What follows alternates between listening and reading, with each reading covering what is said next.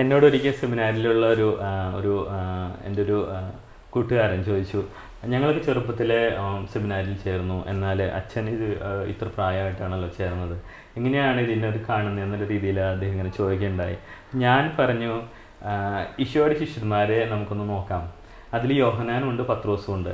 യോഹന്നാൻ എന്ന് പറയുമ്പോൾ വളരെ ചെറുപ്പത്തിലെ വളരെ നിഷ്കളങ്കനായിട്ട് ഈശോയുടെ ഒപ്പം ഈശോയുടെ ഹൃദയത്തോട് ചേർന്ന് ജീവിച്ചു.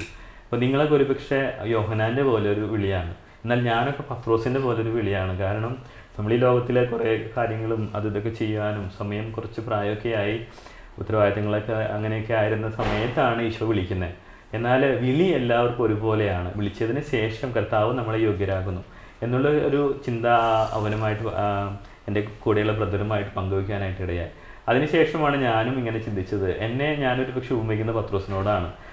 ചിലപ്പോൾ വീഴും, ചിലപ്പോൾ വീണ്ടും ശക്തമായിട്ട് വിശ്വാസം കർത്താവ് തരും. അങ്ങനെയൊക്കെ ലേറ്റ് ആയാലും എന്താ പറയുക, കർത്താവ് വിളിച്ചു, കർത്താവിന് എന്നെ കൊണ്ട് ആവശ്യമുണ്ട് എന്നുള്ളൊരു ചിന്തയാണ് എനിക്ക് കൂടുതലായിട്ടുള്ളത്.